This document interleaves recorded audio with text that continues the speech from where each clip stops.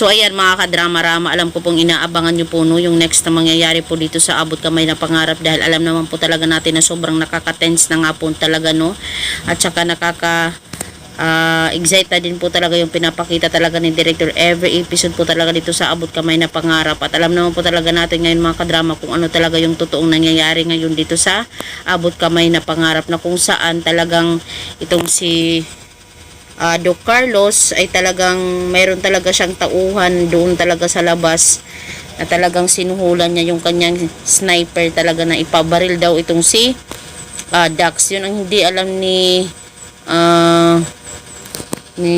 Carlos, ay buntis yung kanyang anak na si Zoe, na kung saan talagang ipinaglalaban talaga ni Zoe itong si Dax, na walang mangyaring masama sa kanya kung di sumuko na lang, kasi para daw sa kanyang magiging anak. Kaso yung naging problema ngayon ay itong si Carlos, siya yung naguna-una, inisip na naman niya na para mawala itong si Dax na sa buhay ni Zoe, ay talagang kumuha siya, binayaran niya yung sniper, diba?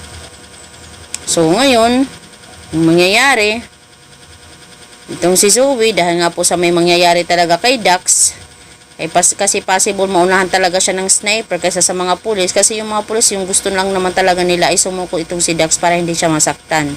Kaso masasaktan po siya dahil nga po sa maunahan po siya ng sniper na sinuhulan talaga ni Carlos.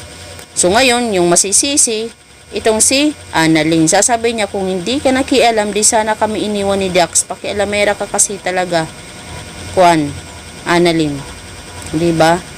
Kaya itong si Annalyn talagang sasabihin niya lang din talaga yung katotohanan dito kay Zoe, na future ng baby mo ang iniisip ko, Zoe. Pero about sa pagbaril, hindi ko yun intention, di ba?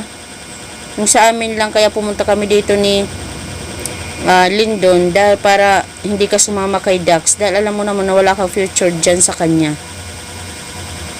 Kaya talagang magagalaitin na naman talaga itong si Zoe dito kay Annalyn.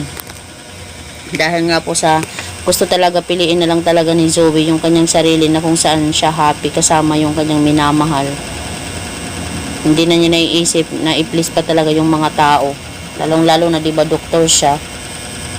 Kumbaga yung integridad niya dapat yung iisipin, lalong lalo na yung lola niya. Kaso wala na po talaga silang magagawa. Kaya itong si Zoe, napakahirap po talaga sa kanya, kasi pag may nangyari talaga dito kay Dax ay talagang sobra ito talagang masasaktan, no? Tsaka posible dahil sa kanyang stress, dahil sa mangyayari sa kanyang mahal na si Dax, ay posible pang makunan talaga itong si Zoe, diba? Kasi hindi talaga maganda sa pagbubuntis yung umiiyak ka na lang, ganun, diba? So mga kadrama, yun lang po yung gusto kong iparating po muna sa inyo ngayong video. So abangan na lang po natin yung next na mangyari dito sa Abot Kamay na Pangarap. Hoping nga po talaga, no, alam naman po talaga natin si Zoe, talagang grabe yan, manggalaiti.